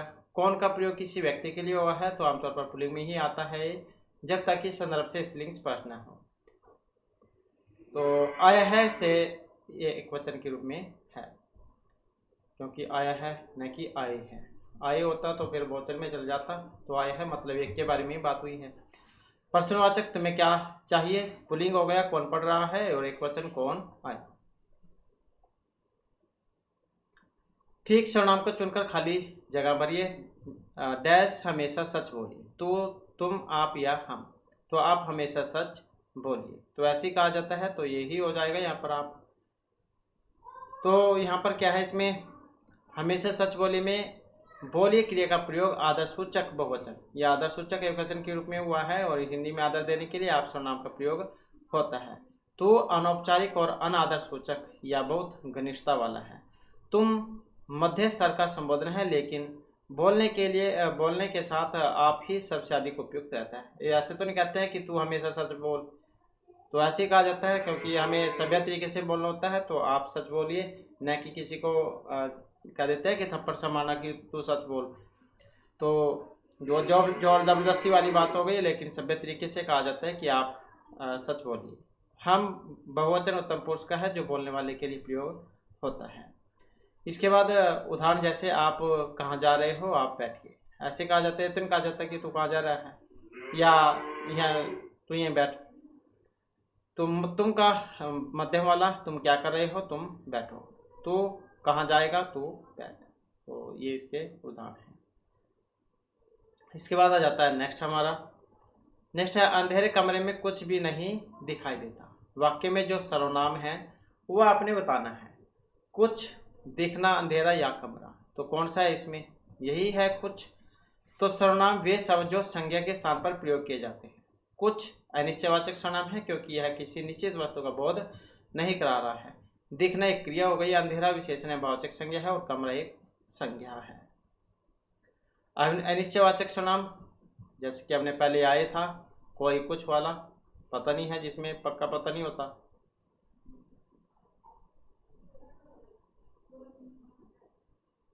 निम्नलिखित में कौन सा शब्द सर्वनाम है, राधा वह सुंदर विभीषण। तो कौन सा शब्द सर्वनाम है, राधा वह सुंदर विभीषण। तो कौन से वाला है, यही हो जाएगा, वह वाला। तो सर्वनाम वे शब्द जो संज्ञा स्थान में प्रयोग में आते हैं। राधा एक व्यक्ति का नाम है, व्यक्तिवाचक हो गया। वह पुरुषवाचक सर्वनाम है, अन्य पुरुष के अंतर्गत आता है, जो किसी व्यक्ति या वस्तु के नाम के स्थान पर प्रयोग में आता है। सुंदर एक विशेषण है, और विभीषण एक व्यक्ति का नाम है। जैसे सर्वनाम वह पढ़ रहा है, संज्ञा गीता खेल रही है। तो इसके बाद है नेक्स्ट हमारा, इसका स्पष्टीकरण भी आप देख सकते हैं। सर्वनाम तो वे शब्द जो संज्ञा स्थान पर प्रयोग में आएंगे। राधा एक व्यक्ति हो गया, वह एक पुरुषवाचक सर्वनाम हो गया, जो किसी व्यक्ति वस्तु के स्थान के नाम पर आएगा। सुंदर विशेषण, विभीषण एक व्यक्तिवाचक।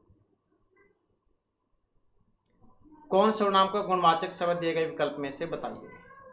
कैसा, कितना, किस या कितने।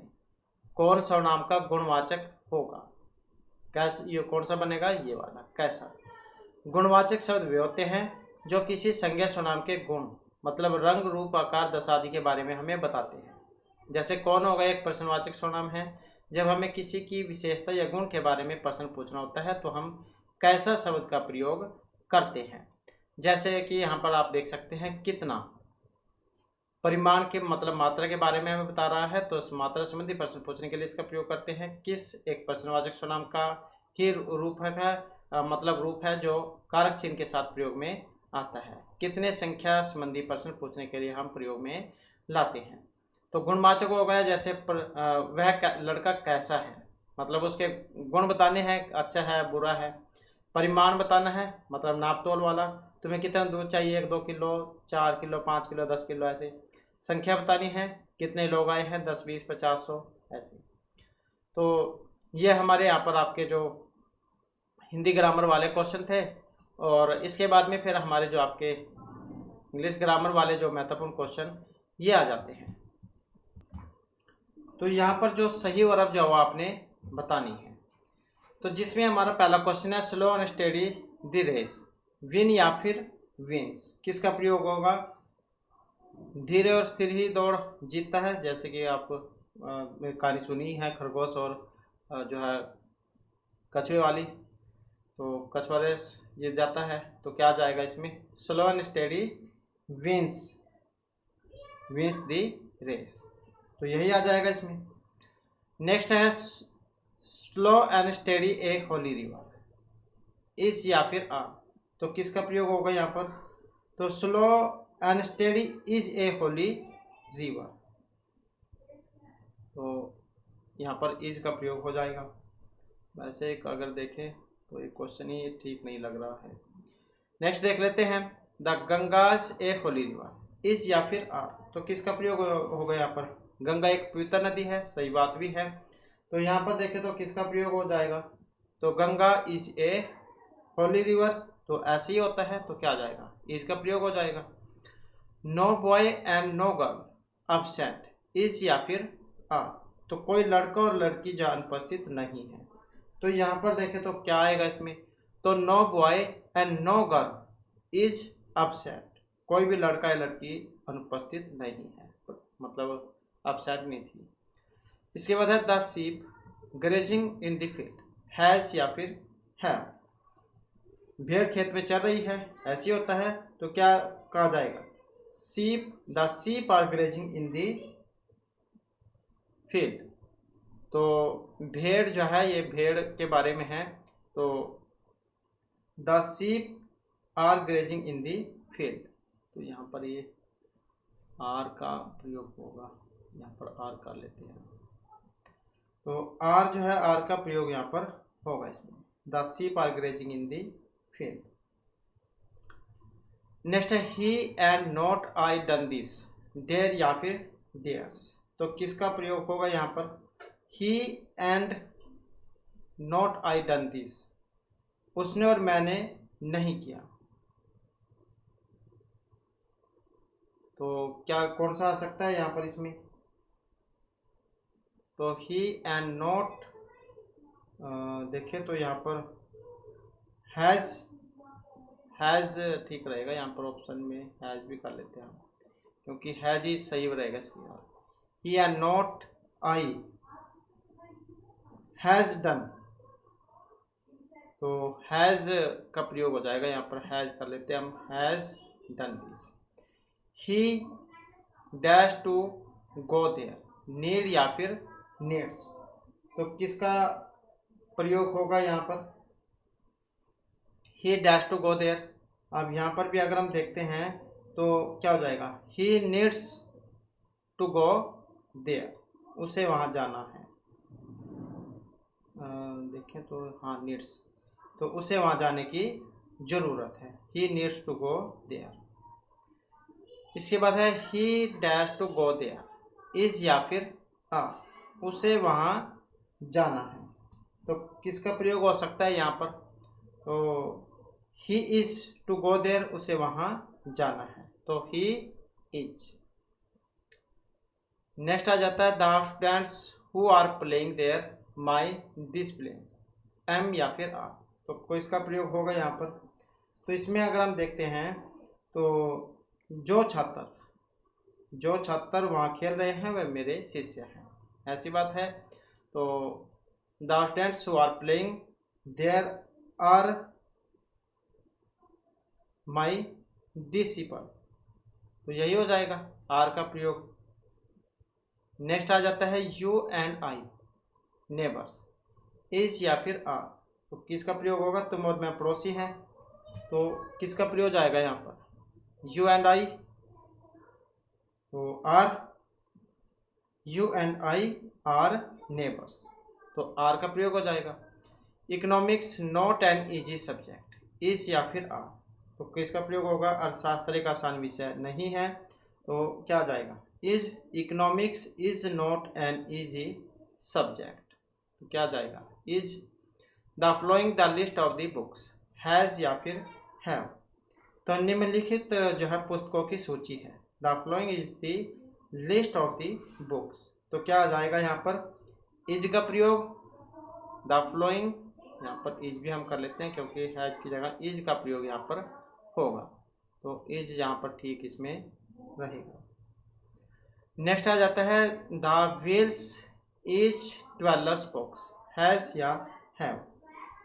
तो प्रत्येक पहिए में 12 तीलियाँ होती है, ऐसी बात है, तो क्या आएगा? The wheels is have 12 spokes, तो इसी का प्रयोग हो जाएगा यहाँ पर हैव का, प्रत्येक पहिए में 12 तीलियाँ होती हैं। नेक्स्ट है daffodils been written by William Wordsworth, very very important भी है, वैसे भी है जनरल नॉलेज के अनुसार क्वेश्चन। तो यहाँ पर डैफोडिल्स या विलियम वर्डवर्थ के जो है उनके द्वारा लिखी गई है। अब इज या आर, तो किसका प्रयोग होना चाहिए यहाँ पर। अब इसमें अगर हम यहाँ पर देखते हैं तो the daffodils are been written by William Worth, तो यहाँ पर क्या है, आर की जगह हैव का प्रयोग होना चाहिए। हैव बीन तो है यहाँ पर, हैव का प्रयोग इसमें होना चाहिए। Daffodils have been written by William Worth, तो हैव या यहाँ पर ठीक रहेगा इसमें, तो यही हम कर लेते हैं, have been written by William Wordsworth. या फिर वाज भी हो तो वाज भी चल सकता है यहाँ पर इसमें।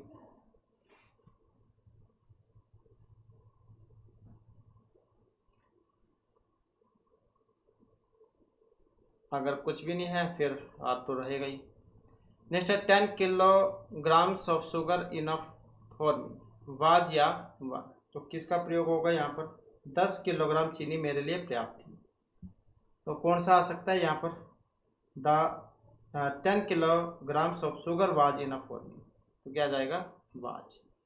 Mukul with his brother shot dad, like या लाइक्स, तो कौन सा आ सकता है यहाँ पर इसमें। तो इसमें अगर हम देखते हैं तो यहाँ पर मुकुल विद हिज ब्रदर,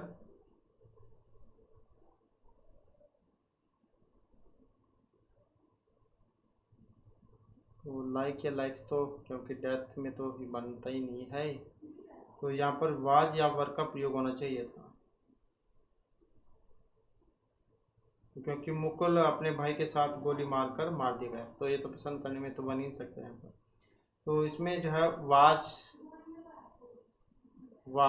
का प्रयोग हो जाएगा, तो वाज ही रहेगा यहाँ पर। Mukul with his brother was shot dead, Mukul अपने भाई के साथ गोली मारकर मार दिया गया,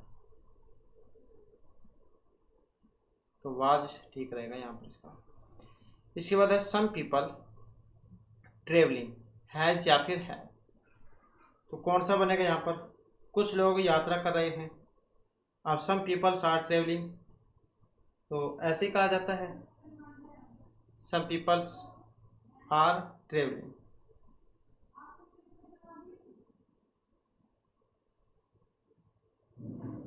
तो यहाँ पर भी जो है ये तो फिर हैव बनेगा, या अगर इसमें से भी अगर हमने नहीं करना है तो आर फिर जा ठीक रहेगा। अगर यहाँ पर एक और ऑप्शन हो तो फिर आर जो है इसमें बनेगा, some people are travelling.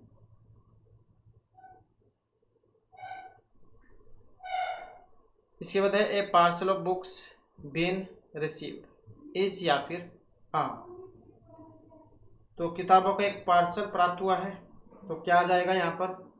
A parcel of books has been received, तो क्या आ जाएगा, a parcel of books has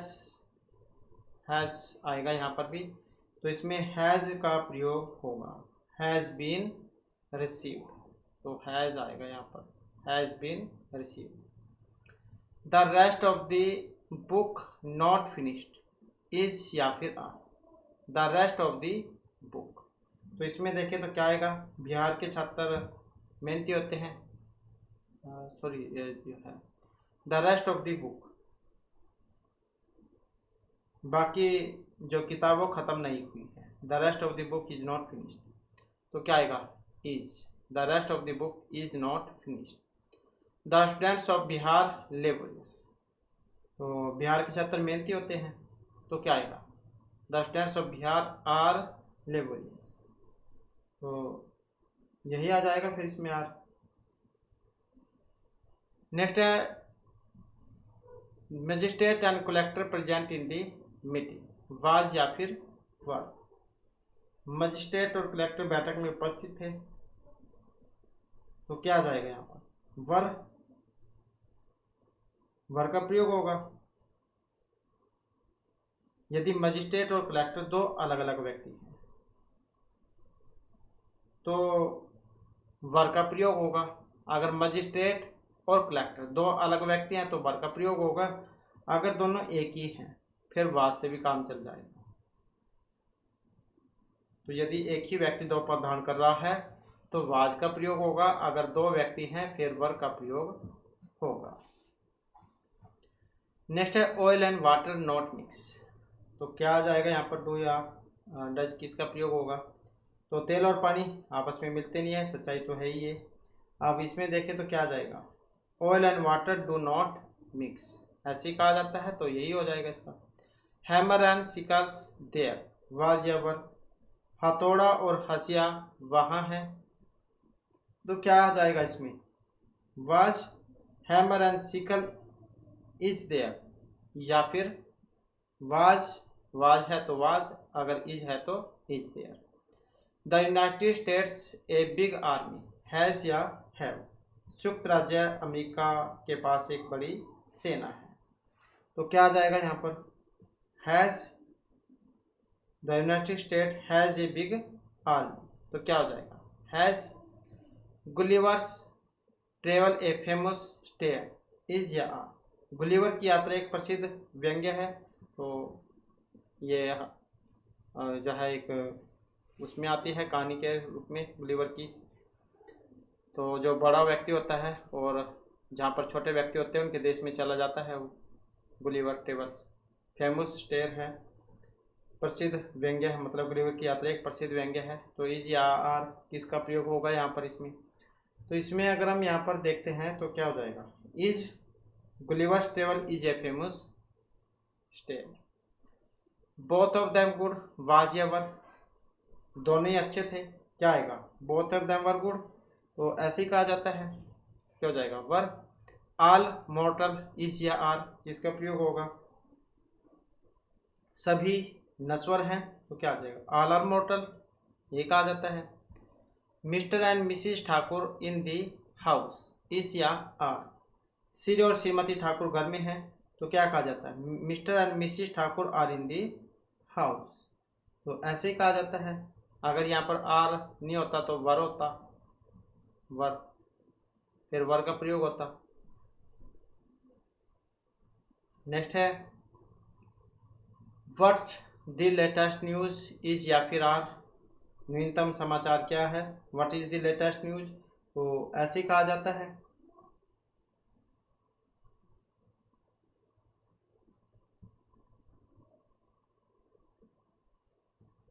तो आर, हाँ ठीक है। तो व्हाट द लेटेस्ट न्यूज, तो क्या कहते हैं हम? What is the latest news is. Half of the milk been spoiled, has या हैव। आधा दूध खराब हो गया है, तो क्या कहते हैं? Half of the milk has been spoiled, तो यही कहा जाता है, हैज़ बीन हो जाएगा इसमें। और Tendulkar is one of the players who been selected for the test, has या हैव किसका प्रयोग होगा इसमें? तो तेंदुलकर उन खिलाड़ियों में से जिन्हें टेस्ट के लिए चुना गया है, तो Tendulkar is one of the players who have been selected for the test, तो क्या हो जाएगा? हैव का प्रयोग हो जाएगा। Tendulkar is one of the player who have been selected for the test, तो किसका प्रयोग हो जाएगा? हु का प्रयोग यहाँ मतलब हैव जो हैव का प्रयोग इसमें हो जाएगा। तो इस प्रकार से जो हमारी क्लास में महत्वपूर्ण क्वेश्चन थे। नेक्स्ट वीडियो की इसमें आपके लिए नए जो महत्वपूर्ण क्वेश्चन हम लेकर आएंगे। और हमारे साथ अंत बनाने के लिए धन्यवाद।